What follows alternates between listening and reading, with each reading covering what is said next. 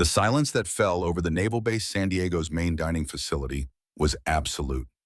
One moment the cacophony of metal trays conversations and the low hum of industrial cooling systems filled the air. The next nothing. 300 personnel from freshly minted ensigns to weathered chief petty officers froze in mid-motion as the sharp crack of palm against cheek echoed through the cavernous room. Vice Admiral James Thornton, 6'2", with shoulders still broad at 62, loomed over Lieutenant Elena Rodriguez. A red mark bloomed on her olive cheek, stark against her otherwise composed expression. The Admiral's West Point ring had caught the light as it connected a flash of gold before impact. Rodriguez hadn't moved, hadn't flinched, hadn't raised a hand in defense. Her dark eyes remained fixed on Thornton's, calculating, assessing. For 5 endless seconds, no one breathed. Then, with mechanical precision, Rodriguez bent down and retrieved her fallen tablet, its screen now spiderwebbed with cracks radiating from the impact point. Without a word, she tucked the device under her arm and walked unhurried toward the exit. Her footsteps echoed in the silence, measured and even, until the double doors swung closed behind her. The entire dining facility remained frozen, caught in the gravity of what they just witnessed. A 2-star admiral had struck a junior officer in full view of half the base. What none of them knew, what even Admiral Thornton didn't know, was that he had just made the worst mistake of his 39-year naval career.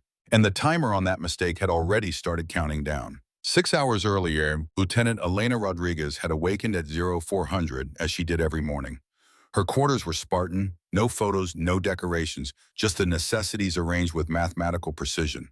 At 34, she had spent nearly a third of her life in service to her country, though not in ways most would recognize or understand. She completed her morning routine with the same efficiency that characterized everything she did: 20 minutes of high-intensity exercise, a 5-minute shower, and a precisely measured breakfast of black coffee and steel-cut oats. By 04:55, she was dressed in her perfectly pressed uniform, dark hair pulled back into a regulation bun so tight it would have given most people a headache. Rodriguez was not most people. She placed her hand on the biometric scanner beside an unmarked door at the end of a nondescript hallway in the west wing of the base, a corridor most personnel didn't even know existed.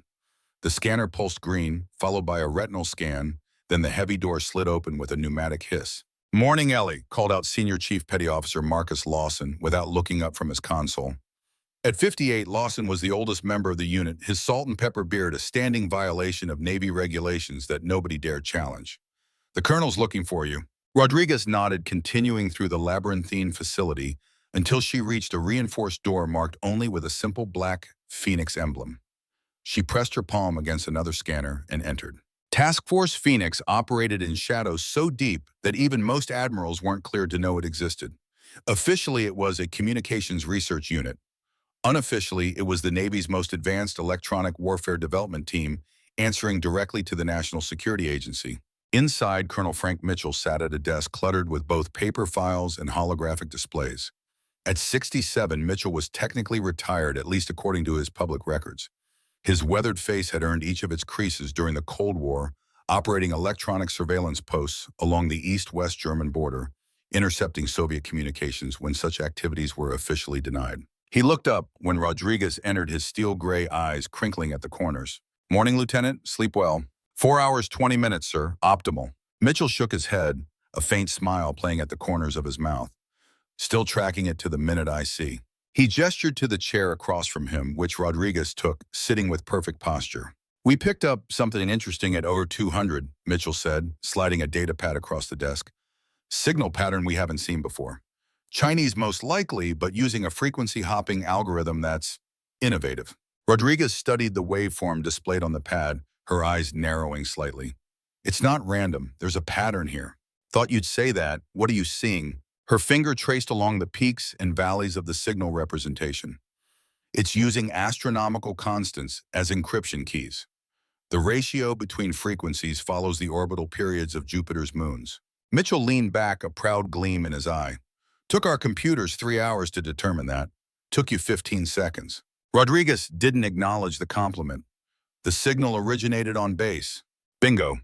Mitchell's expression hardened. "Someone here is transmitting to a Chinese intelligence asset offshore. We need to find them." "Parameters, sir. Passive surveillance only. If we spook them, they'll go dark and resurface somewhere else." Mitchell handed her another device, this one smaller, designed to look like a standard-issue Navy tablet. This has been modified with our newest spectrum analyzer.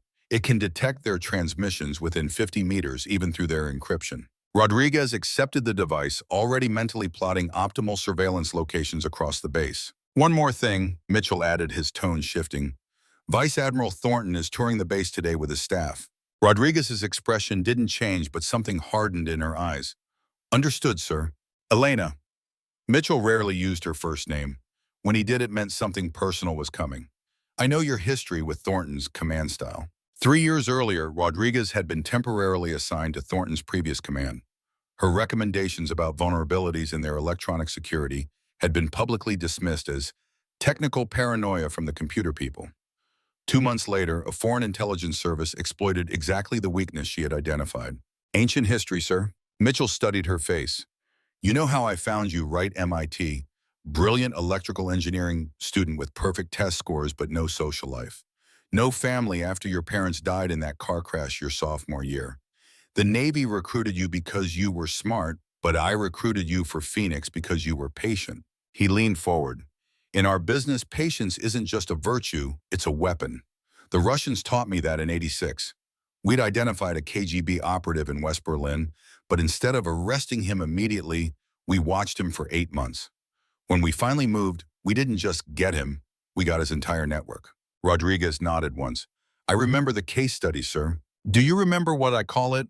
Spectral documentation, she replied. Recording everything until the evidence is overwhelming. Exactly. Mitchell's eyes held hers. If Thornton gives you trouble in knowing him, he will remember your training. Document everything. Wait for the right moment.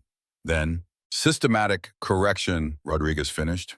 The ghost of a smile touched her lips, there and gone in an instant. Mitchell nodded, satisfied. The system corrects itself when presented with irrefutable evidence. Be the collector of that evidence, not its enforcer. Rodriguez stood, tucking the specialized tablet under her arm. I'll find our signal leak, sir. I know you will. As she turned to leave, Mitchell added, and Elena, stay frosty around Thornton. Men like him, men from my generation who haven't adapted, they're dangerous because they don't understand what they don't understand. She paused at the door.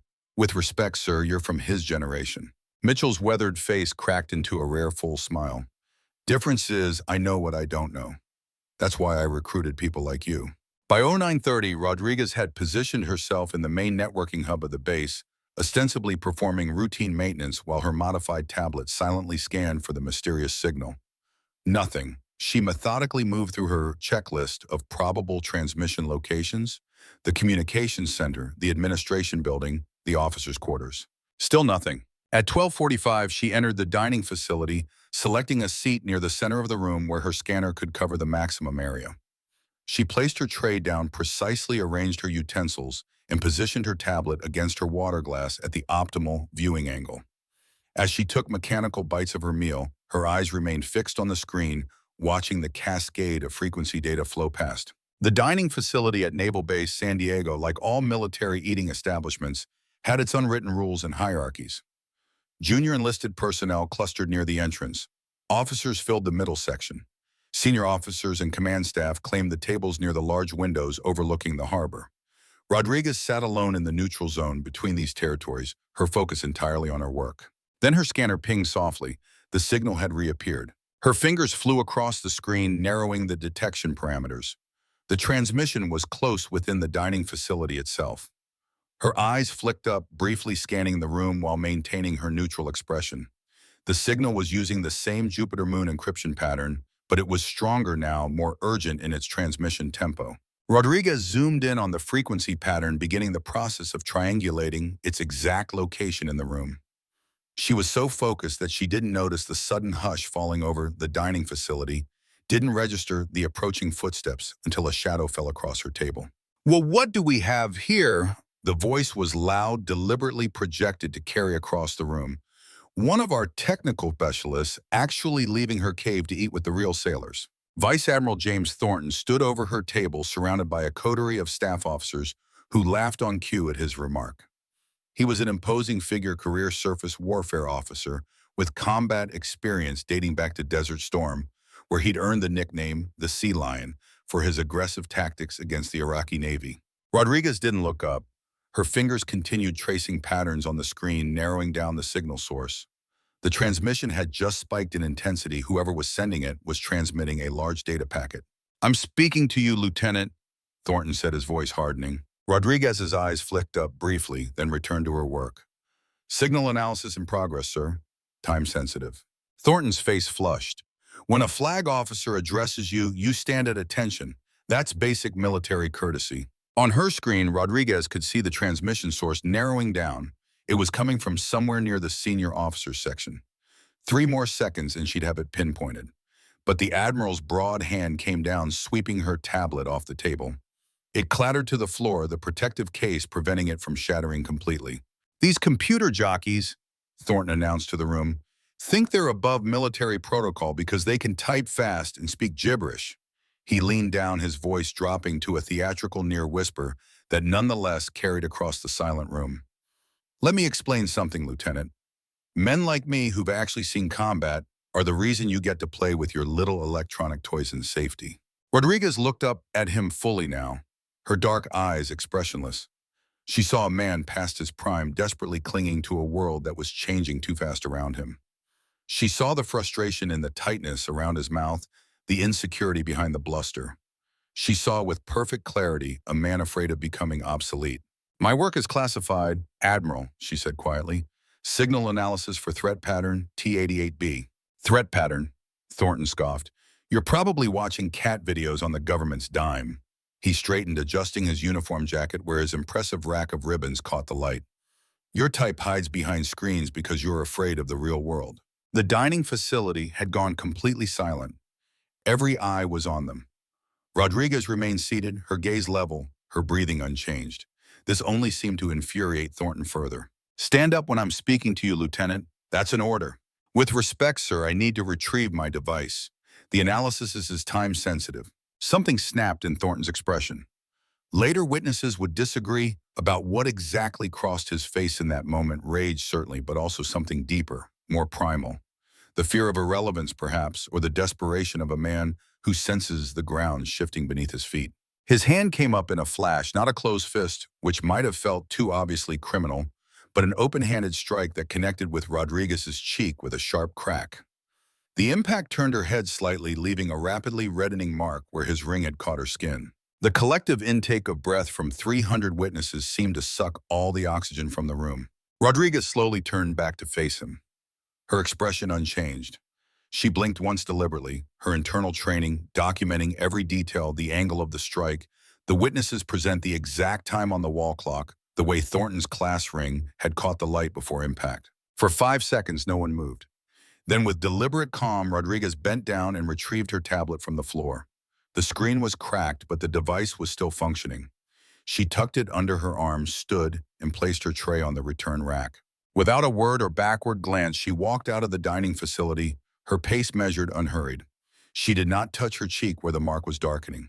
She did not look at any of the shocked faces watching her exit. Behind her, she heard Thornton's voice rising again, attempting to regain control of the situation. "Let that be a lesson in proper military bearing," he declared, though his voice carried a new uncertain edge. Rodriguez walked directly to the secured wing that housed Task Force Phoenix. She did not deviate to the medical facility. She did not go to the legal office to file a complaint. She went straight to Colonel Mitchell's office. Mitchell looked up as she entered, his eyes immediately fixing on the mark on her cheek. He stood slowly, his weathered hands flattening on his desk. "Thornton," he asked, his voice deceptively calm. Rodriguez nodded once. "The signal source was in the dining facility. I was triangulating its position when the Admiral interrupted. The transmission spiked just before he approached my position." Mitchell's eyes narrowed. "You think there's a connection?" "Unknown, but the timing is suspicious." She placed the damaged tablet on his desk. "The device recorded everything. I need to extract the data before it corrupts." Mitchell nodded, pressing a button on his desk. "Lawson, get in here. Bring the backup system." While they waited, Mitchell studied Rodriguez's face. "Are you all right?" "Operational capacity unaffected, sir." A ghost of a smile touched Mitchell's lips. "That's not what I asked Elena." For the first time, something human flickered in her eyes. "I've experienced worse, sir." "I know. That's not an answer either." Senior Chief Lawson entered carrying a specialized device.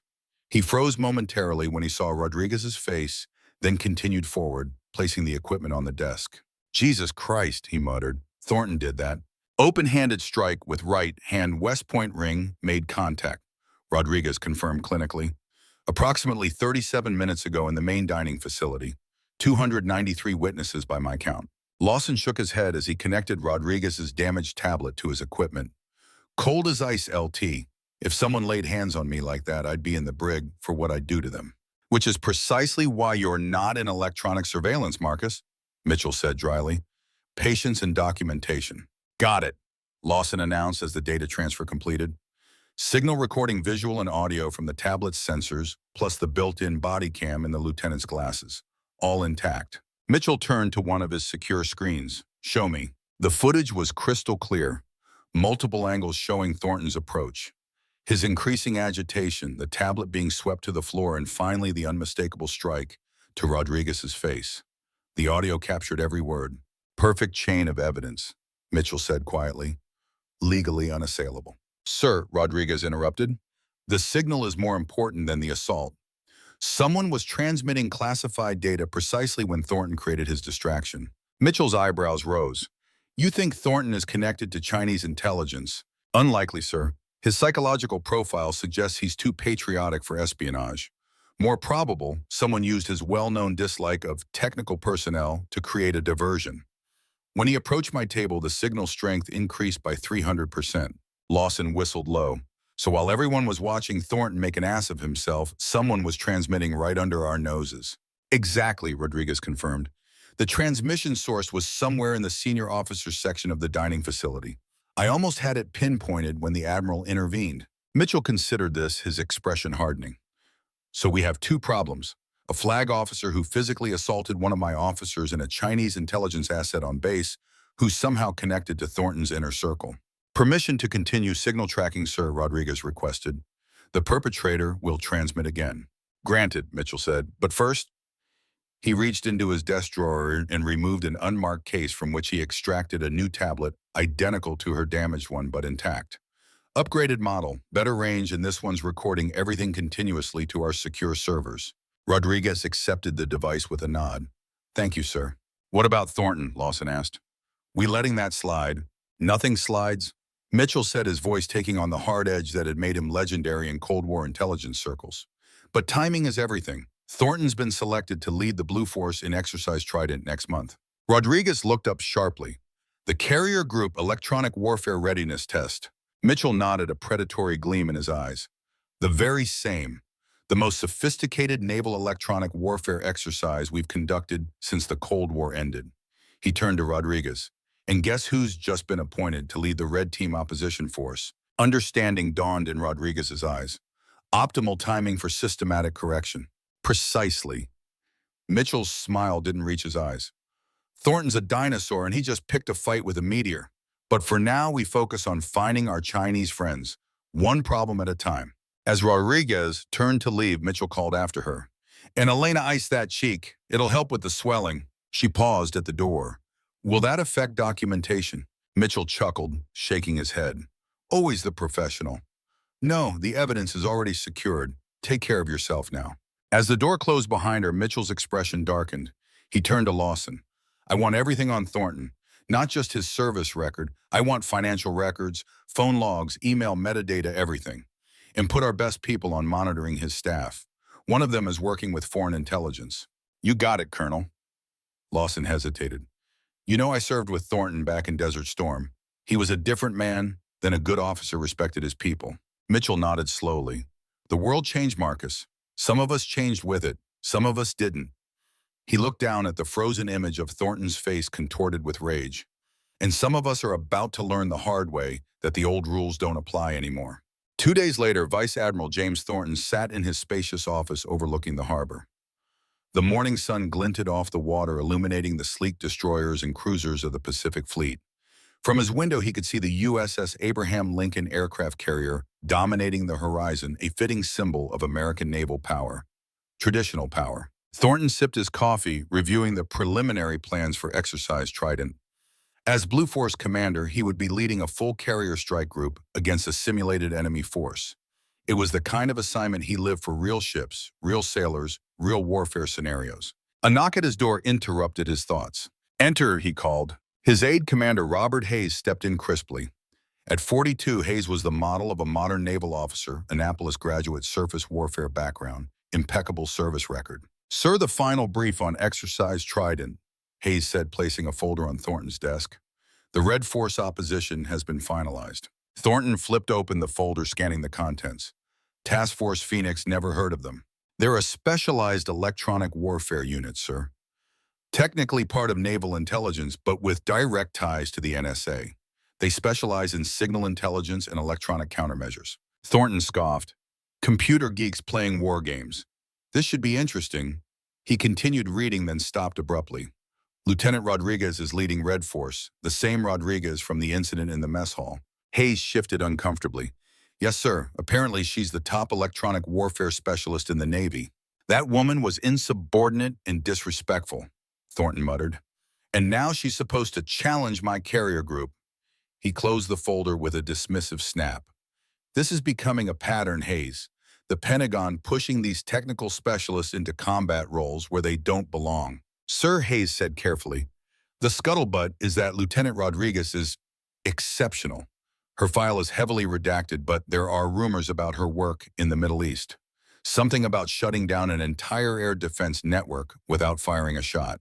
Rumors and computer simulations," Thornton dismissed. "Real warfare is about ships, planes, and sailors making split-second decisions under fire, not algorithms and code."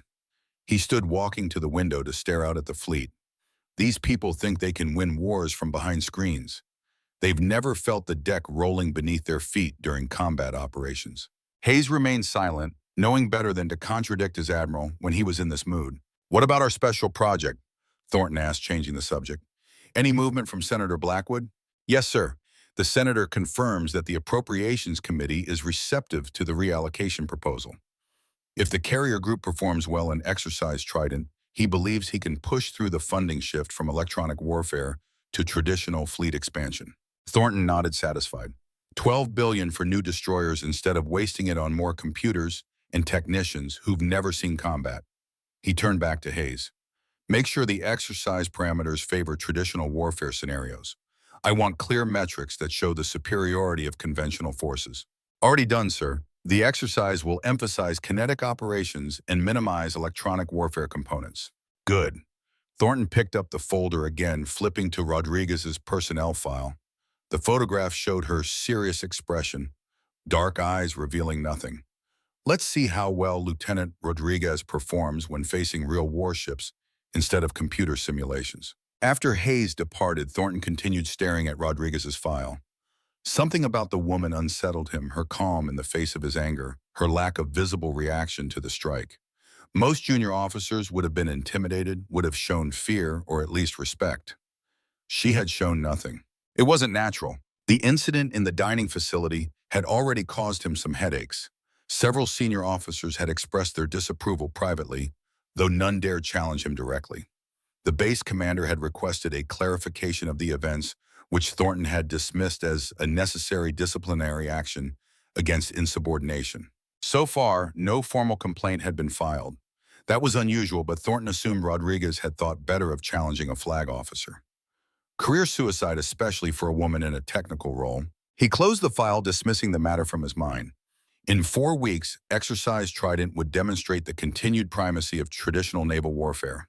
Senator Blackwood would secure the funding reallocation, and Lieutenant Elena Rodriguez would learn her place in the proper order of things. As Thornton turned back to the window, he couldn't have known that 22 miles away, in a secured facility buried within a nondescript building, Colonel Frank Mitchell was reviewing the final plans for Red Team's strategy in Exercise Trident. Beside him stood Lieutenant Rodriguez, her expression revealing nothing as they methodically identified and exploited every vulnerability in Thornton's carrier strike group.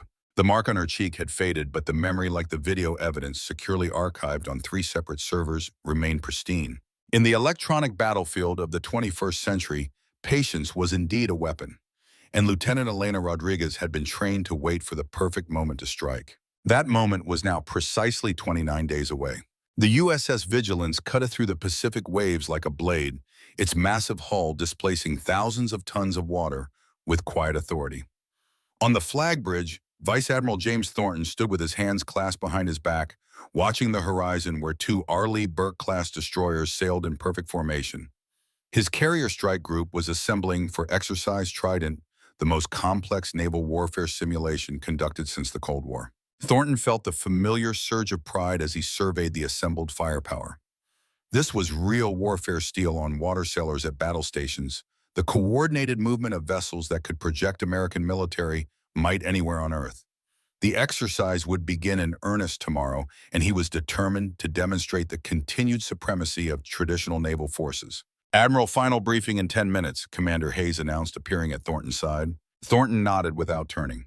Status of the Blue Force. All assets in position, sir. Carrier air wing fully operational Aegis systems online across all platforms, submarine screen deployed.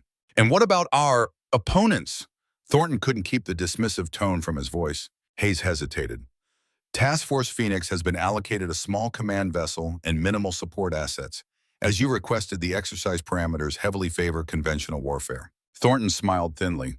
Good. Let's see how Lieutenant Rodriguez fares against real warships instead of computer simulations. The briefing room was filled with senior officers when Thornton entered. The blue glow of tactical displays illuminated determined faces as they reviewed battle plans.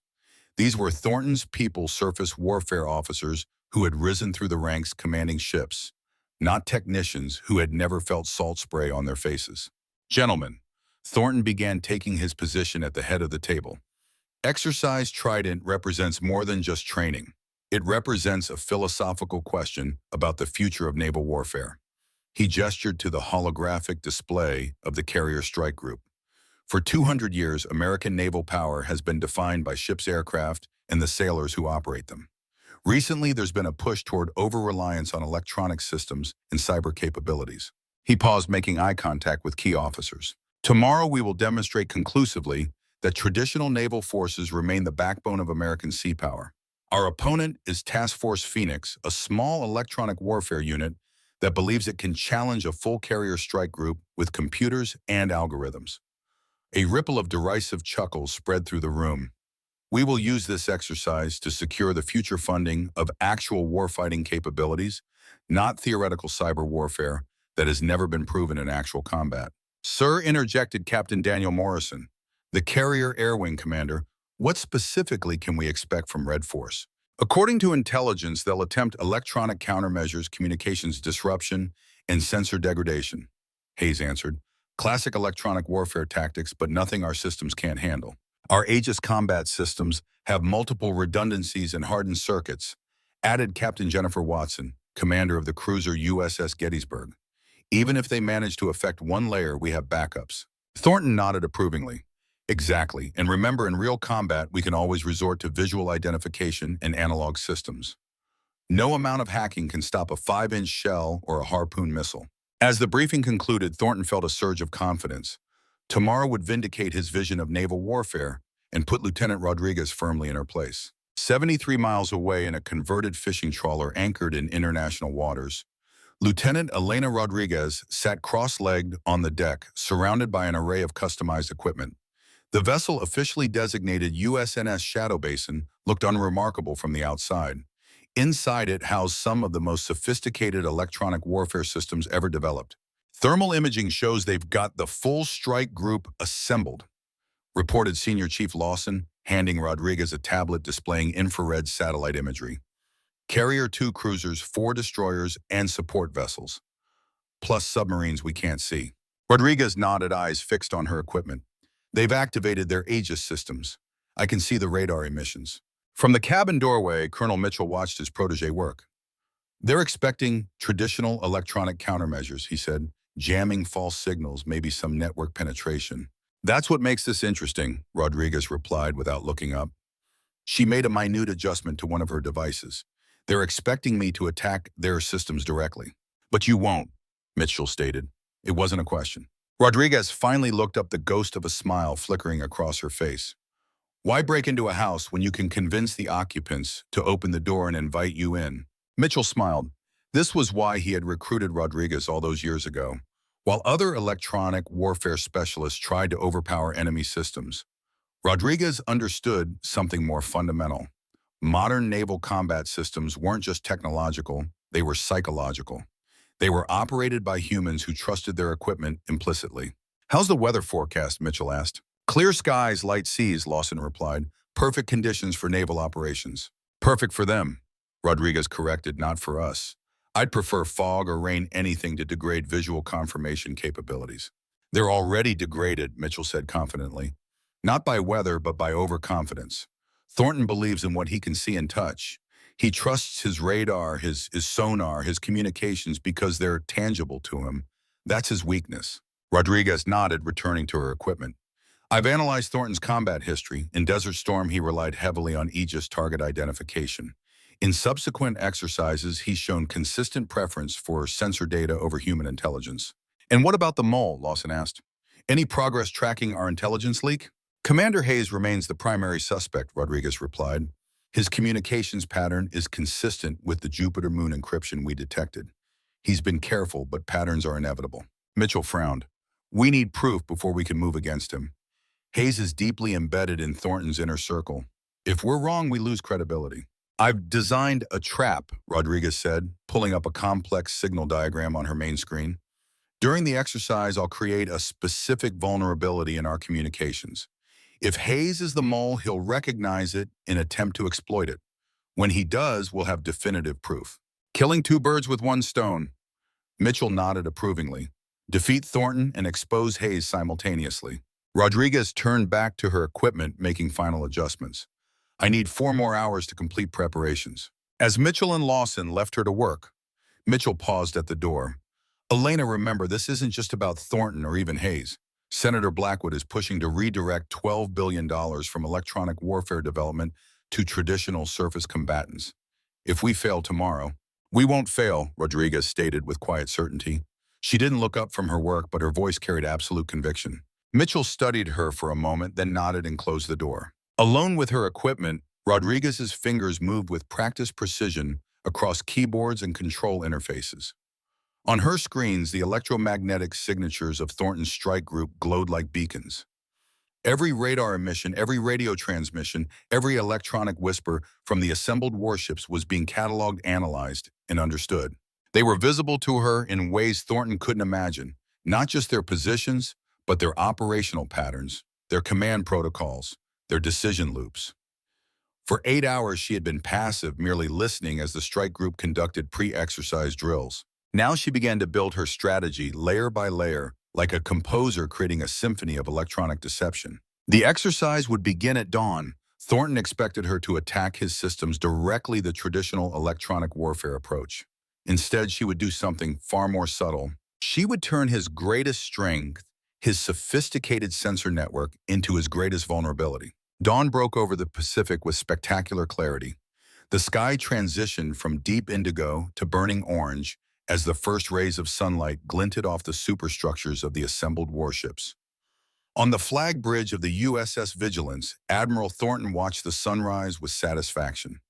Perfect conditions for naval operations, unlimited visibility, calm seas, light winds. Exercise Trident will commence in 30 minutes, Admiral. Hayes reported, joining him at the forward windows. All Blue Force elements report ready status. And Red Force, Thornton asked. They've acknowledged commencement protocols. Their vessel is positioned at the eastern boundary of the exercise area. Thornton nodded. Make sure our observers are prepared to document everything. I want comprehensive metrics showing the effectiveness of our conventional capabilities. Yes, sir. Admiral Winters and the congressional delegation are settled in the observation room. Live feeds from all major systems will be displayed there. This added significance to the exercise.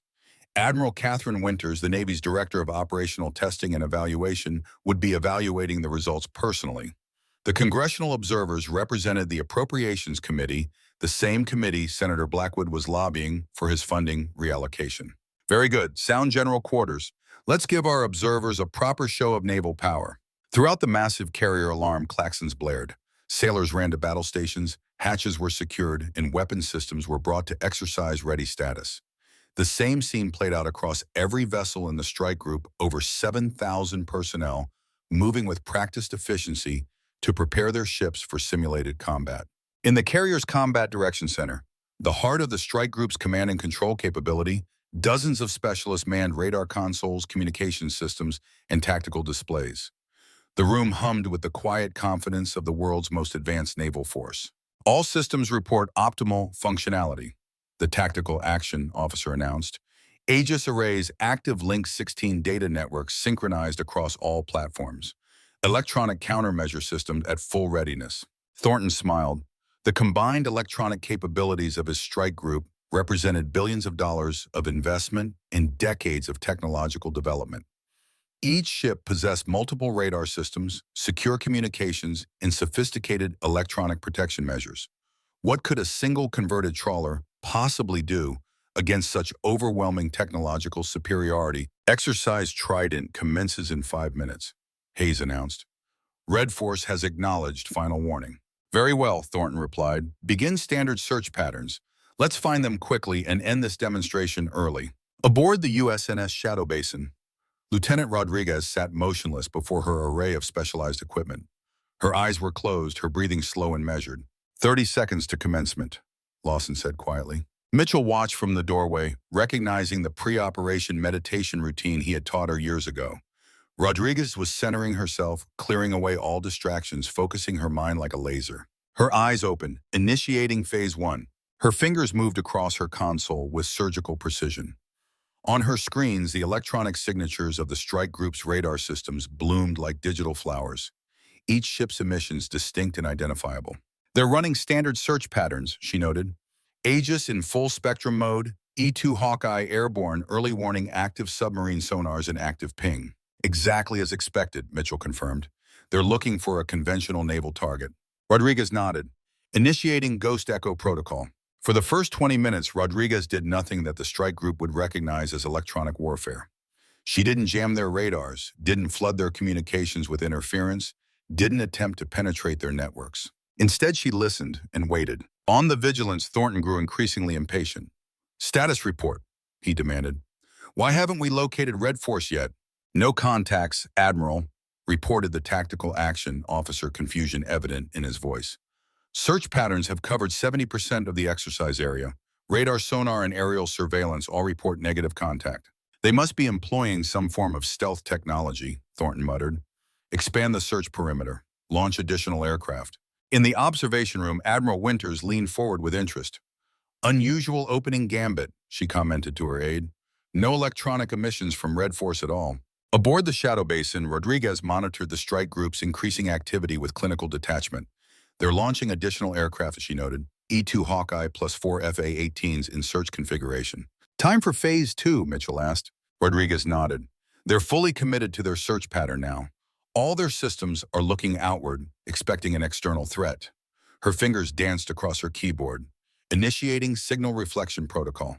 Deep within the HS combat system of the USS Gettysburg, a subtle anomaly appeared.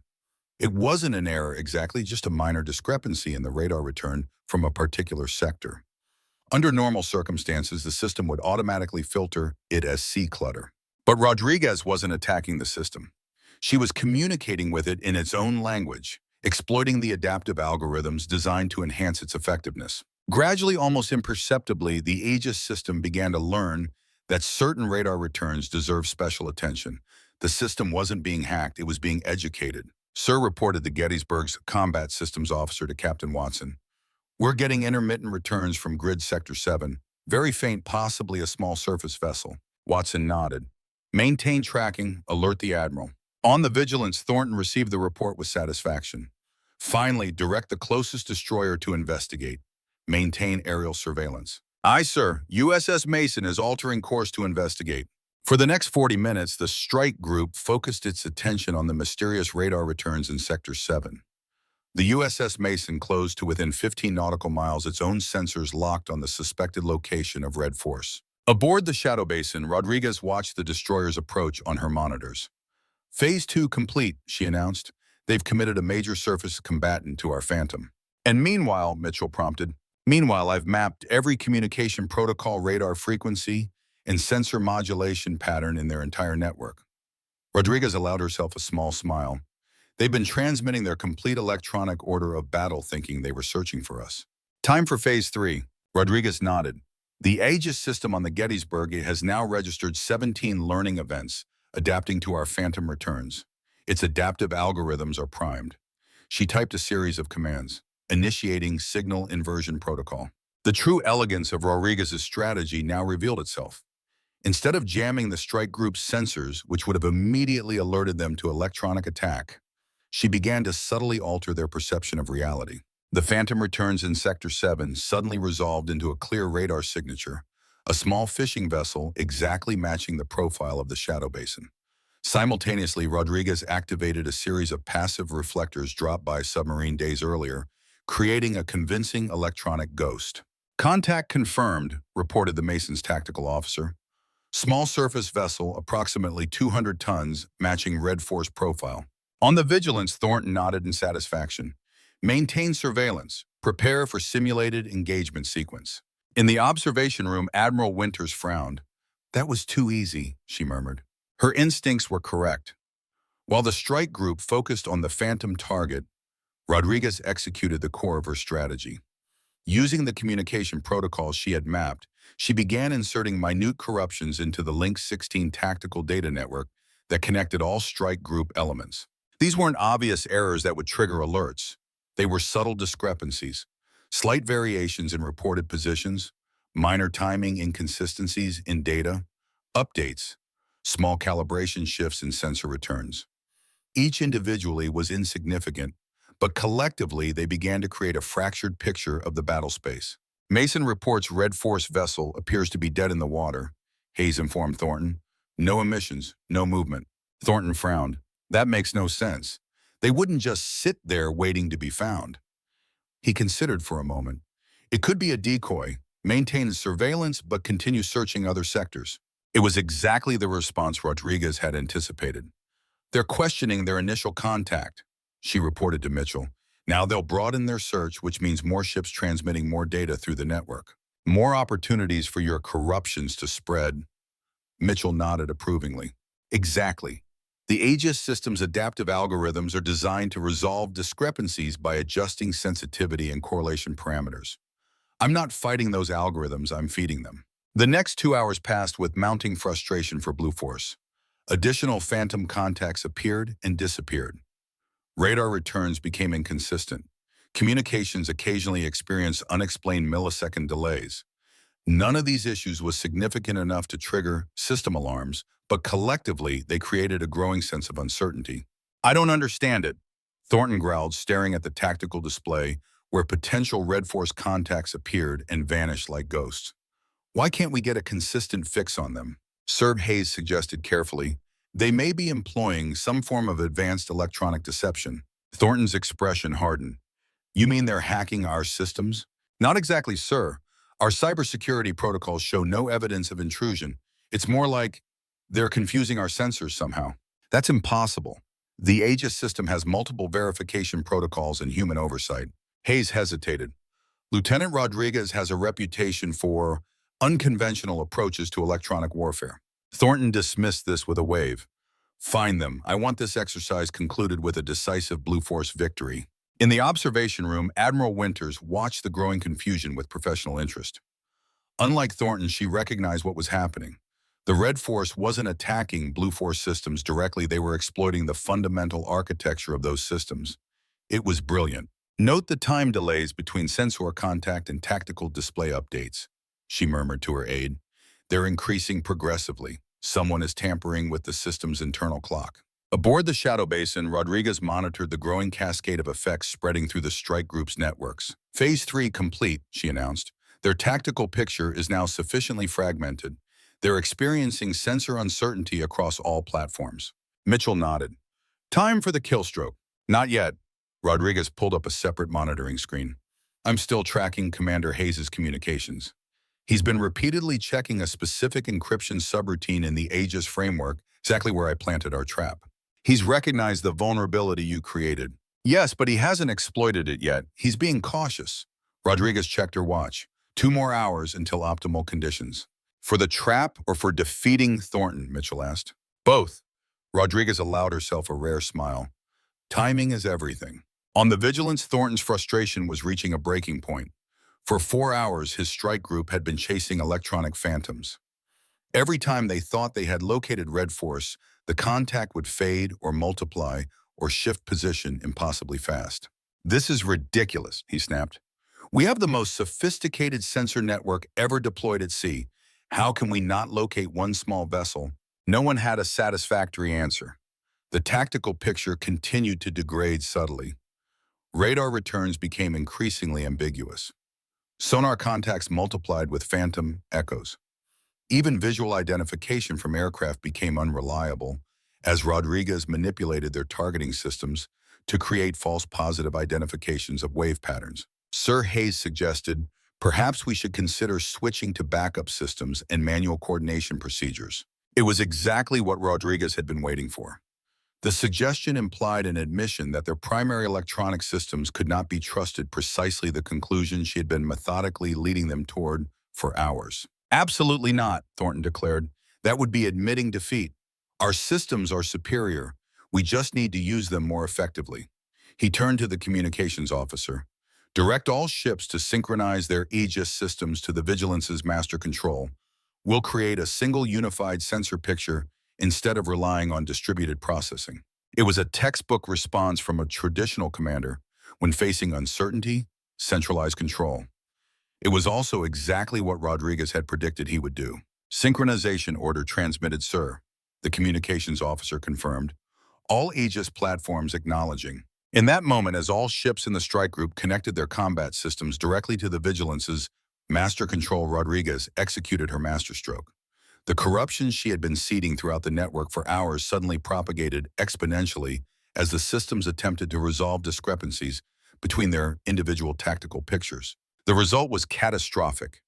The unified tactical display that was supposed to create clarity instead erupted into chaos. Hundreds of phantom contacts bloomed across the screen, aircraft, missiles, submarines, and surface vessels, appearing simultaneously from multiple vectors. "Multiple contacts," shouted the tactical action officer. "Sir, we're showing incoming missiles from bearing 045, 120, and 270. Aircraft approaching from weight submarine contact directly beneath us." The Combat Direction Center erupted into controlled chaos as officers attempted to make sense of the suddenly overwhelming tactical picture. "Verify those contacts," Thornton ordered. "Get visual confirmation." "Unable to verify, sir," responded the air operations officer. "Our aircraft are reporting clear skies, but their targeting systems are showing the same contacts." This was the genius of Rodriguez's approach. She hadn't created false contacts that could be disproven by visual observation. She had created an environment where the strike group's own systems were generating false positives that their verification protocols couldn't resolve. In the observation room, Admiral Winters sat back impressed. "Cognitive warfare," she murmured. "They've created an irreconcilable conflict between what the systems report and what human observers can verify." Aboard the Shadow Basin, Rodriguez monitored the cascade of confusion spreading through the strike group. "They've centralized their Aegis control as predicted," she reported. "Phantom contact proliferation successful." "And Hayes?" Mitchell asked. Rodriguez checked her monitoring screen. "He's accessing the planted vulnerability now. The increased system stress has forced his hand." Her fingers flew across her keyboard, capturing his transmission signature, backtracing through multiple relays. "Confirmed. He's transmitting tactical data to an external server using our Jupiter Moon encryption." Mitchell's eyes hardened. "We've got him." "Not just him," Rodriguez replied, pulling up a new screen. "I've traced the recipient. It's not going directly to a foreign intelligence service. It's being routed through Senator Blackwood's office first." Mitchell's eyebrows shot up. "Blackwood is involved with foreign intelligence." "It appears so. The data is being transmitted from his office to an unidentified server in the South China Sea." Rodriguez looked up from her screens. "This is bigger than Hayes. This is a coordinated operation involving Thornton, Hayes, and Blackwood." Mitchell processed this revelation. "Thornton may not know he's being used. Blackwood could be manipulating him through the funding proposal." "Agreed. Thornton's psychological profile suggests he wouldn't knowingly commit treason. He's likely an unwitting participant." Rodriguez turned back to her main console. "I've secured all evidence of Hayes' activities. Time to conclude the exercise." On the Vigilance, Thornton was fighting a losing battle against tactical uncertainty. The phantom contacts continued to multiply and move in physically impossible patterns. The strike group's carefully coordinated defense had dissolved into confusion. This has to be some kind of hack, Thornton insisted. There's no other explanation. At that moment, every screen in the Combat Direction Center simultaneously went blank. Then a single message appeared. Exercise Trident terminated. Red Force victory declared. All Blue Force vessels neutralized. Seconds later, Admiral Winters' voice came over the command circuit. Admiral Thornton, this is Admiral Winters. The exercise is concluded. Red Force has achieved complete electronic dominance, resulting in the simulated destruction of all Blue Force elements. Please stand down and prepare for immediate debrief. The silence in the Combat Direction Center was absolute. Officers stared at their now functioning screens in disbelief. There had been no electronic attack they could identify, no jamming, no obvious intrusion. Yet their entire strike group had been rendered combat ineffective without a single shot being fired. Thornton stood rigid, his face flushed with anger and humiliation. How he demanded of no one in particular. How did they do it? No one had an answer. The systems were already returning to normal operation, showing no evidence of the chaos that had engulfed them minutes earlier. Sir Hayes said quietly, "We should prepare for the debrief." Thornton nodded stiffly, his mind racing. This was worse than defeat. It was incomprehensible defeat. His career, his funding initiative, his entire philosophy of naval warfare had just been systematically dismantled, and he couldn't even explain how it had happened. As he made his way to the briefing room, a cold realization settled in his gut. This hadn't just been an exercise. It had been a reckoning, and Lieutenant Elena Rodriguez had been its architect. The most unsettling part was knowing that the mark he had left on her cheek 4 weeks ago had faded completely, but the lesson she had just taught him would leave a scar that would never heal. The briefing room aboard the USS Vigilance had never felt so silent. 20 senior officers sat rigidly at attention, their faces masks of professional composure betrayed only by the occasional clenched jaw or tightened grip on a coffee cup. At the head of the long table, the Admiral Catherine Winters studied the assembled leadership of what had been until 3 hours ago the most formidable naval strike group in the Pacific. Vice Admiral James Thornton sat at her right, his weathered face carefully neutral, though the muscle pulsing at his temple betrayed the storm beneath the surface. To her left sat Lieutenant Elena Rodriguez, her posture perfect, her dark eyes revealing nothing as she waited for the debriefing to begin. The contrast between them was stark. Thornton, with his chest full of ribbons, earned over 4 decades of service. Rodriguez, with her simple uniform, and the faint, almost imperceptible remnant of a mark on her cheek where Thornton's ring had struck her a month earlier. "Gentlemen, lady," Admiral Winters began, her voice measured and clinical. "What we witnessed today will fundamentally change naval warfare doctrine for the next generation." She activated the room's main display, showing a time-lapsed representation of the exercise. In 4 hours and 17 minutes, a single officer with limited hardware assets achieved complete electronic dominance over an entire carrier strike group, rendering all combat capabilities effectively neutralized. The display showed the progressive deterioration of Blue Force's tactical picture, the gradual corruption of sensor data, the multiplication of phantom contacts, and finally the complete systemic collapse. "Lieutenant Rodriguez," Winters continued, "please explain to this assembly exactly what you did." Rodriguez stood, her movements economical and precise. She tapped a control, taking command of the display. "My strategy exploited 3 fundamental vulnerabilities in modern naval combat systems." She began, her voice clear and dispassionate. "First, the inherent trust operators place in sensor data. Second, the self-correcting algorithms that they designed to resolve data conflicts. Third, the predictable human response to uncertainty." The display shifted to show the Aegis combat system architecture. "I did not hack your systems," Rodriguez continued. "Hacking implies forcing entry through security barriers. Instead, I spoke to your systems in their own language, exploiting the very features designed to make them effective." She explained how she had seeded subtle corruptions throughout the tactical network, creating minor discrepancies that the adaptive algorithms attempted to resolve by adjusting sensitivity parameters. As these adjustments cascaded through interconnected systems, they created a progressively distorted picture of reality. "The masterstroke," Admiral Winters interjected, "was predicting that Admiral Thornton would respond to uncertainty by centralizing control, connecting all ships' combat systems directly to the Vigilance's masternode." Rodriguez nodded. "When that occurred, the corruption spread exponentially, creating the systemic collapse we observed." Throughout the briefing room, expressions shifted from confusion to dawning comprehension as the elegant simplicity of Rodriguez's strategy became clear. She hadn't overwhelmed their systems with brute force, she had turned their own technological sophistication against them. Questions, Admiral Winters asked. Captain Morrison, the Air Wing commander, raised his hand. Lieutenant, could this vulnerability be exploited in actual combat? Yes, Rodriguez replied without hesitation. In fact, there is evidence suggesting foreign intelligence services are already developing similar capabilities. This statement sent a ripple of discomfort through the room. It was one thing to lose an exercise, quite another to learn their entire approach to naval warfare might be fundamentally vulnerable. How do we counter this threat? Asked Captain Watson of the Gettysburg. That's precisely why Exercise Trident was so important, Admiral Winters answered. It demonstrates that our current over-reliance on integrated electronic systems creates strategic vulnerabilities. We need a balanced approach maintaining our technological edge while developing analog fallbacks and human judgment filters. Thornton had remained silent throughout the debriefing, his expression growing increasingly troubled. Finally, he spoke. Admiral Winters, Lieutenant Rodriguez, he said, his voice rigidly controlled. I acknowledge the effectiveness of Red Force's strategy, but this was a controlled exercise with artificial constraints. In actual combat, multiple factors would mitigate these vulnerabilities. Rodriguez met his gaze directly, such as physical distance for one. Your vessel was within the exercise perimeter. In real combat, you'd never get close enough to affect our systems so comprehensively. False, Rodriguez replied, not confrontationally, but with absolute certainty.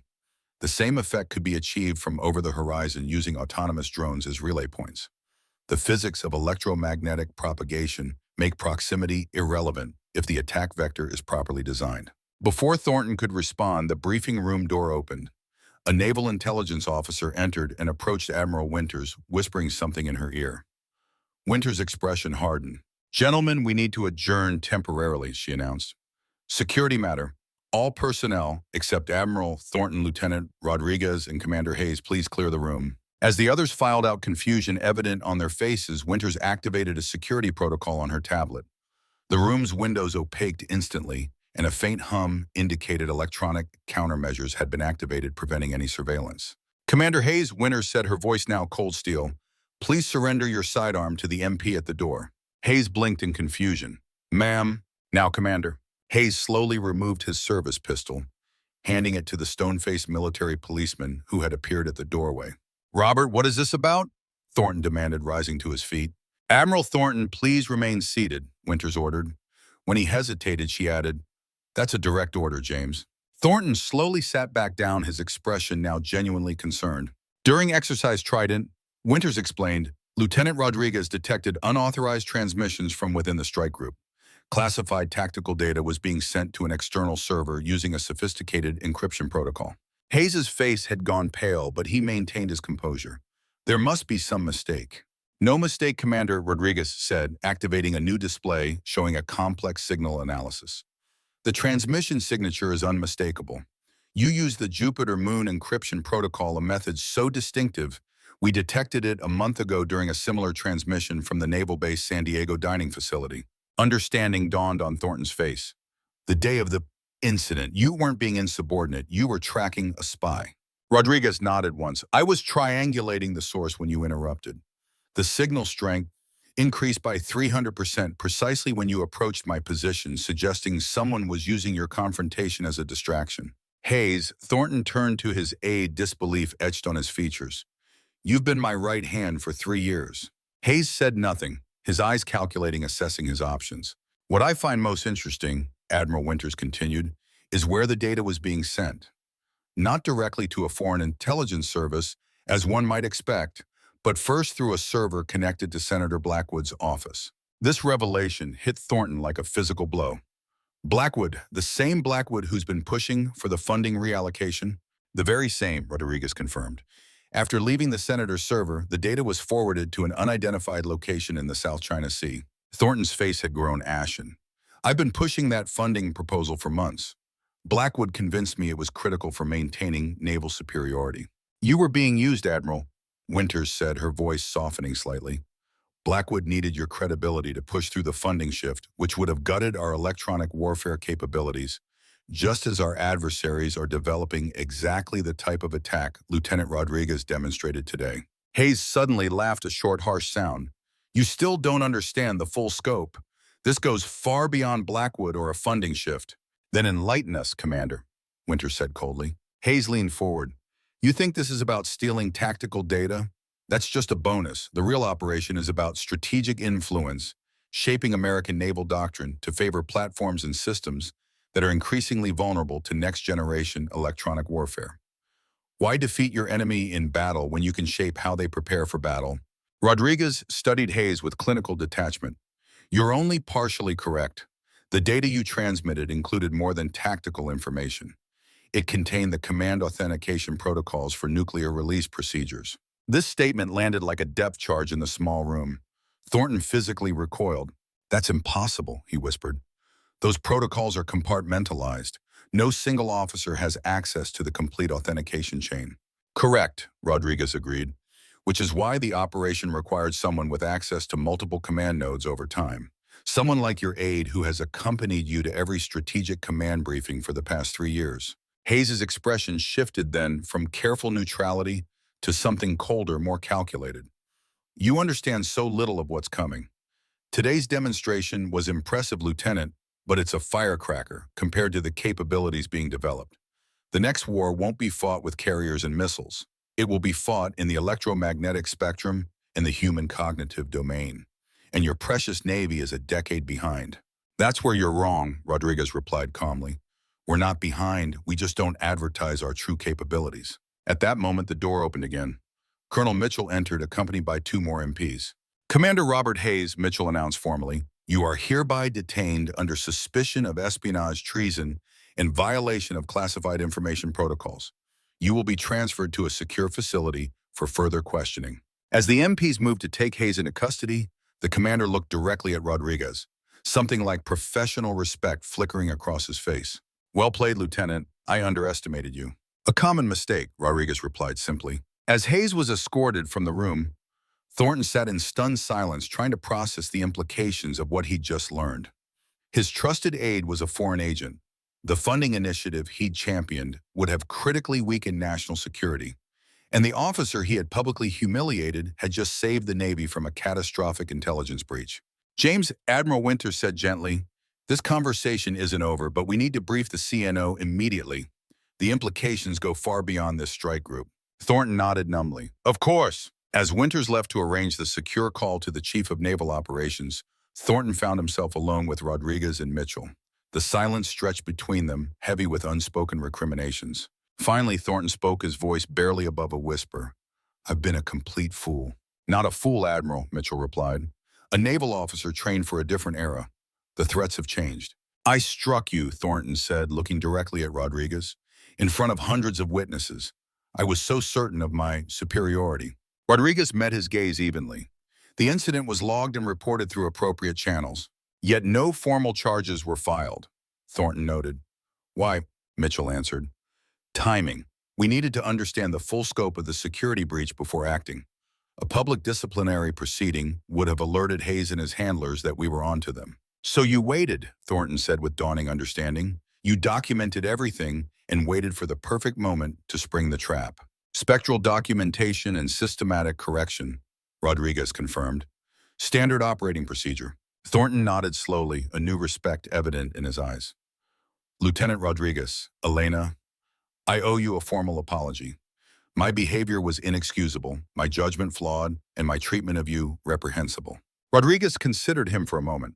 Apology accepted, Admiral. The system has corrected itself. Before the conversation could continue, Admiral Winters returned. The CNO wants a full briefing in 1 hour. A secure transport is being arranged. Lieutenant Rodriguez will accompany us to Washington. Ma'am, Rodriguez acknowledged. What about Senator Blackwood? FBI is moving on his offices as we speak, Winters replied. This goes all the way to the highest levels. The machinery of national security had been set in motion. The implications would reverberate through the military establishment for years to come. As the officers prepared to depart, Thornton approached Rodriguez one last time. Lieutenant, there will be a formal inquiry into my conduct. I won't contest the findings. Rodriguez looked at him, something like compassion flickering in her eyes. Admiral, your experience and leadership are still valuable assets.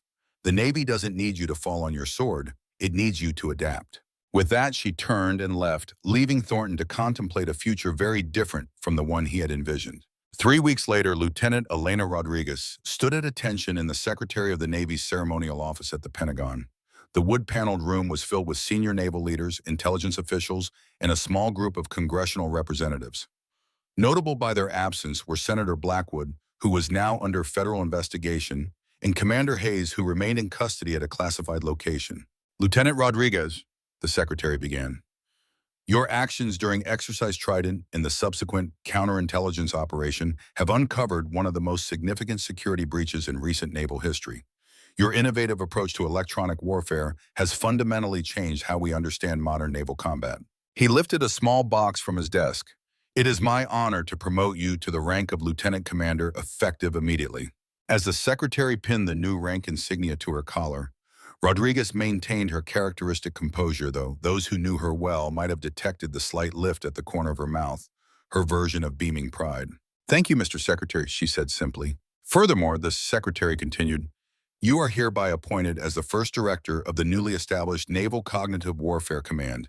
Your mission will be to develop the next generation of electronic warfare doctrine and countermeasures to ensure our continued maritime superiority." This announcement sent a ripple of murmurs through the assembled officers.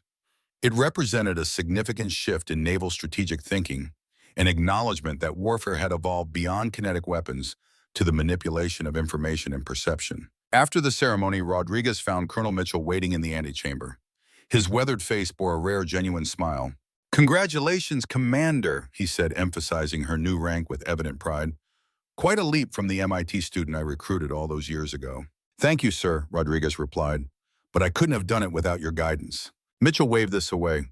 "You had the talent. I just pointed you in the right direction." He gestured toward the window where the Potomac River gleamed in the distance.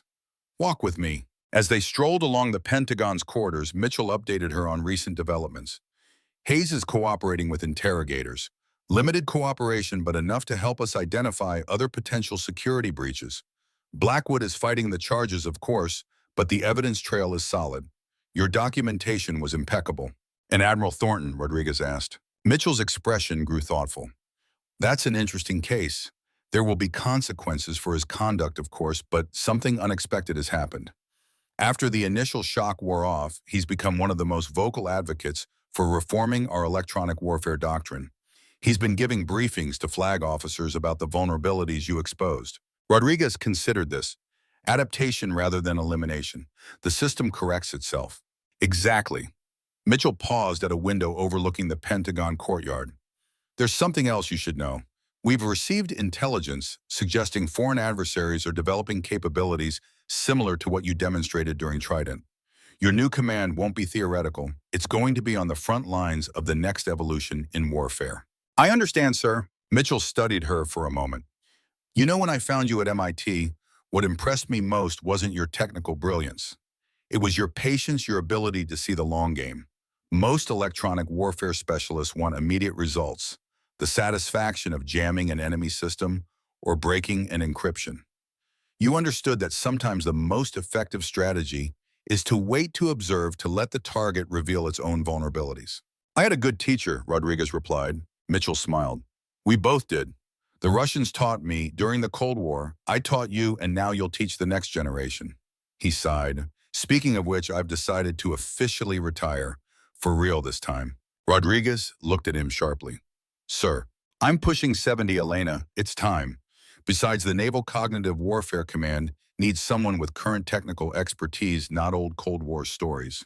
"Your experience is invaluable, Colonel, and it will remain available to you," Mitchell assured her. "I'm not disappearing. I'll be a civilian consultant, but the new command needs your vision, not mine." As they resumed walking, they passed a conference room where Admiral Thornton was conducting a briefing. Through the glass walls, they could see him gesturing at a display showing the same vulnerability Rodriguez had exploited during Exercise Trident. His audience of senior officers was paying rapt attention. Mitchell noticed Rodriguez observing the scene. "Want to know something interesting?" He requested to be assigned as your deputy at the new command.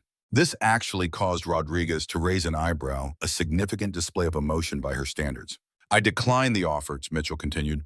"Told him you needed someone with more current technical knowledge. But I did suggest he head up the training division teaching senior officers about these new threats. He accepted immediately. Appropriate allocation of experience, Rodriguez noted. Indeed, Mitchell smiled. The man who struck you in public will now spend the remainder of his career teaching others about the lesson you taught him. I believe that's what they call poetic justice. They continued walking in companionable silence until reaching the Pentagon's river entrance where Mitchell's car was waiting. One last thing, Mitchell said, turning to face his protege. The new command will give you access to our most advanced research. Some of what you'll see goes beyond anything we've discussed. The boundary between electronic warfare and cognitive manipulation is blurring. Be careful, Elena. Technology without ethical constraints can lead us to dark places. Rodriguez nodded solemnly. I understand the responsibility, sir. Mitchell clasped her shoulder briefly, a rare physical gesture from the normally reserved colonel. I know you do. That's why you're the right person for this. As Mitchell departed, Rodriguez stood for a moment watching the river flow past. The promotion and new command were significant accomplishments, but her mind was already racing ahead, analyzing potential threats, developing countermeasures, envisioning the electronic battlefield of tomorrow. Her hand unconsciously touched her cheek where Thornton's ring had struck her. The mark had faded completely, but its impact remained a catalyst for change that would reshape naval warfare for a generation. 2 days later, Rodriguez walked into the converted warehouse in Maryland that would serve as the temporary headquarters for the Naval Cognitive Warfare Command. The facility was still being prepared with technicians installing equipment and security personnel establishing protocols. As she surveyed what would become the command center, a familiar voice called out behind her. Commander Rodriguez, a moment of your time. She turned to find Admiral Thornton standing at attention. His uniform was impeccable as always, but there was something different about his demeanor, a humility that hadn't been there before. Admiral, she acknowledged with a crisp nod, I wanted to speak with you privately before we begin the formal working relationship, Thornton said. What I did to you was unforgivable. I've submitted to a formal reprimand and accepted reduction in grade as consequence for my actions. That wasn't necessary, Admiral, Rodriguez replied. The incident has been resolved. Not to my satisfaction, Thornton insisted. I've spent my entire career upholding a code of conduct that I violated that day. My personal feelings about technological change never justified physical assault. He straightened his shoulders. I want you to know that I will serve this command with absolute professionalism and dedication. You've taught the Navy and me personally a lesson we desperately needed to learn. Rodriguez studied him for a moment. Admiral warfare evolves. The officers who adapt survive and contribute. Those who resist become obsolete. She paused. You've chosen to adapt. That demonstrates both wisdom and character. Thank you, Commander. Thornton hesitated, then continued. There's something else you should know. After my awakening, I began reviewing historical operations where electronic warfare played a decisive role. I found a classified after-action report from Operation Desert Storm. A young signals intelligence officer identified a vulnerability in Iraqi air defense systems that allowed our first-wave strikes to penetrate undetected. He met her gaze directly. That officer was Frank Mitchell. When I served with him briefly in the Gulf, he tried to convince me that electronic warfare was the future. I dismissed him then, just as I dismissed you 30 years later. I failed to learn from history. Rodriguez's expression remained neutral, but something flickered in her eyes, recognition of the connected threads that had led to this moment. History doesn't repeat, Admiral, but it does rhyme, she said. Colonel Mitchell identified the same potential in you that he saw in me, the capacity to adapt and grow. That's why he recommended you for the training division. Thornton looked surprised. Mitchell recommended me. I assumed it was a consolation assignment. The colonel doesn't believe in consolation assignments, Rodriguez replied. He believes in optimal resource allocation. Your experience properly redirected remains valuable. Before Thornton could respond, Senior Chief Lawson approached, tablet in hand. Commander, we've detected something interesting, Lawson reported, nodding respectfully to Thornton before continuing. That signal pattern with the Jupiter Moon encryption, it's back but modified. Someone's adapted it to avoid our previous detection methods. Rodriguez's expression sharpened with interest. Hayes is in custody. Someone else must be using the protocol. It gets better, Lawson continued. We've traced it to a diplomatic facility in Virginia. Same transmission pattern, new origin point. Thornton listened with growing understanding. The network is larger than Hayes and Blackwood. Much larger, Rodriguez confirmed. This was never about a single breach or funding shift. It's about ongoing intelligence penetration of our most sensitive capabilities. She turned to Thornton. Admiral, it appears your first assignment with the new command has found you. What do you need from me? Thornton asked without hesitation. Your experience with naval intelligence protocols and your connections throughout the flag officer community, Rodriguez replied. We need to identify every point of contact Hayes and Blackwood had with senior leadership.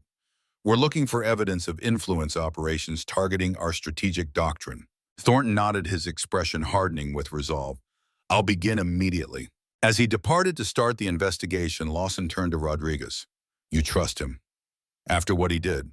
Trust is operational, not personal, Rodriguez replied. His capabilities are relevant to the mission. His past behavior has been corrected. Lawson shook his head with a smile. Cold as ice, Commander. Mitchell trained you well.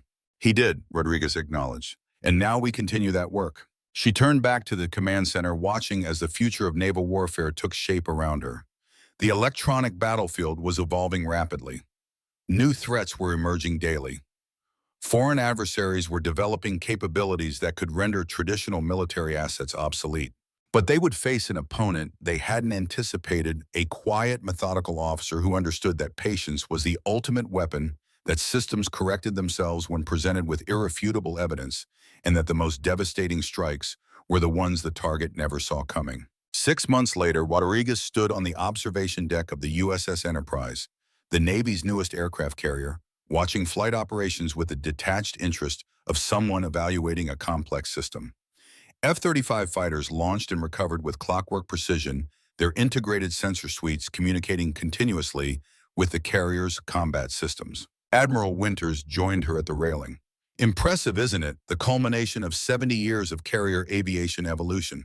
It's an extraordinary platform, Rodriguez agreed, and potentially vulnerable to the same class of attacks we demonstrated during Trident. That's why we're here, Winters reminded her. The upgrades your command developed are being implemented fleet-wide.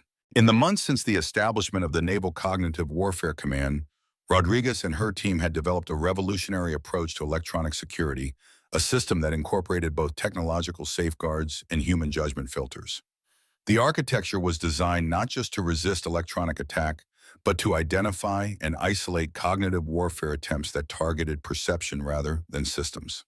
The Hayes-Blackwood network has been completely dismantled, Winters continued. 27 individuals charged, including 3 flag officers and a Deputy Assistant Secretary of Defense. It's the most significant counterintelligence success in decades. Rodriguez nodded. Thornton's assistance was instrumental. His knowledge of informal flag officer networks helped identify meetings and contacts that wouldn't appear in official records. He's found his redemption, Winters observed. The training program he's developed has become mandatory for all command track officers. The man who once mocked electronic warfare has become its most passionate advocate. Adaptation is the essential characteristic of effective warfare, Rodriguez replied. As they watched the flight operations continue, Winters studied the younger officer's profile. The Secretary has approved your proposal for the forward electronic countermeasures deployment. You'll have operational command of the first unit. Congratulations, Captain Rodriguez. This promotion, her second in 6 months, was unprecedented, but reflected the Navy's new prioritization of electronic warfare capabilities. Thank you, Admiral, Rodriguez replied, the slight lift at the corner of her mouth making its brief appearance. There's more, Winters continued. The unit will deploy aboard the guided missile destroyer USS Mitchell. Rodriguez turned to her, genuine surprise evident in her expression. They're naming a destroyer after the colonel. Winters smiled. The commissioning ceremony is next month. He's embarrassed about it, of course, but secretly pleased. The Navy finally recognized what you knew all along, that his quiet work during the Cold War and after laid the foundation for our current capabilities. Rodriguez turned back to the flight deck, watching the choreographed precision of launch and recovery operations. In her mind's eye, she could see the electromagnetic signals flowing between aircraft and ship, the radar beams scanning the horizon, the communications links connecting this vessel to others in the fleet. A vast, invisible ocean of data and energy that most people, even most naval officers, never truly perceived. That invisible domain was where the next war would be fought. Not with missiles and bombs, though those would still play their part, but with algorithms and perception management, with cognitive infiltration and systemic manipulation. We're still behind where we need to be, Rodriguez said quietly. What we've developed is just the beginning. I know, Winters acknowledged. That's why the Mitchell will be equipped with your experimental shadow spectrum system. You'll have the most advanced electronic warfare suite ever deployed at sea. Rodriguez nodded, already envisioning how she would organize the deployment. The invisible battlefield was constantly shifting, evolving, presenting new challenges and vulnerabilities. There would be no decisive victory, no surrender ceremony, no peace treaty, only the continuous silent contest of measure and countermeasure, action and reaction, perception and reality. But she was ready. Mitchell had taught her patience and strategic thinking. Thornton had inadvertently provided the catalyst for institutional change. Hayes and his network had revealed the true scope of the threat. All had contributed to creating this moment, this opportunity to reshape naval warfare for the challenges ahead. As the sun set over the carrier's flight deck, casting long shadows across the massive vessel, Rodriguez felt the weight of responsibility settle firmly on her shoulders. The Navy was evolving, adapting to a new era of warfare where electronic dominance would determine victory or defeat long before the first shot was fired. And it had all begun with a single moment in a base dining facility, a moment when an admiral's hand had struck her cheek, setting in motion events that would transform the world's most powerful navy. The market faded long ago. The lesson would endure forever.